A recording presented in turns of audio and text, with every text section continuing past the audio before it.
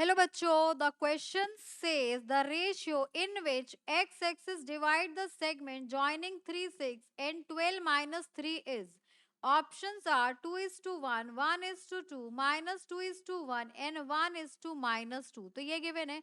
अब यहाँ पर देखो वो फाइंड आउट करने के लिए कि किस रेशियो में डिवाइड होगा.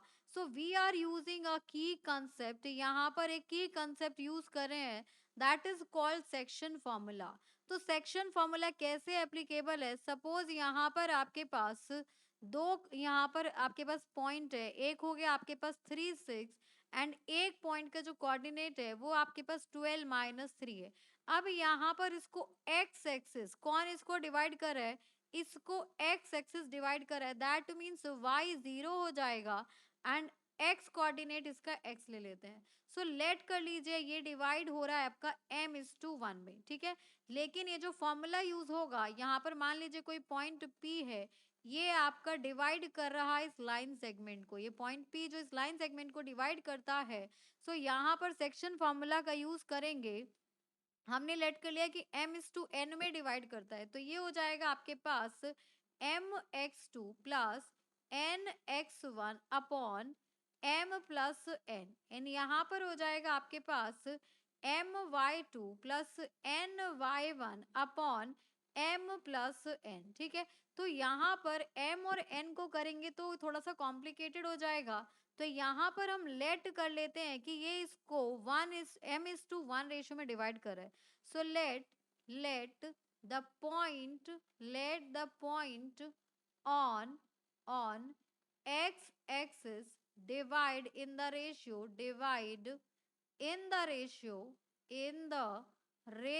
किस रेशियो में डिवाइड करता है, m:1 में. ठीक है, m:n नहीं लिया, m:1 ले लिया.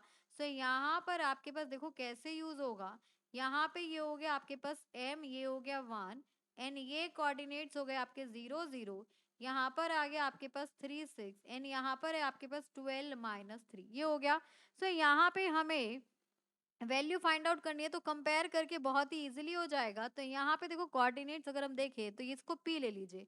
सो P के कोऑर्डिनेट्स यहाँ पर आपको x0 गिवन है इज इक्वल्स टू mx2, तो यानी कि 12m प्लस n आपका 1 है. सो 1 × 3 will be 3 upon m plus 1 हो जाएगा. ठीक है, एंड देन नेक्स्ट देखिए यहाँ पर my2, तो ये रहा my2 इज -3, तो -3m हो जाएगा. प्लस 1 को अगर 6 से मल्टीप्लाई करेंगे तो 6 अपॉन m प्लस 1 हो जाएगा.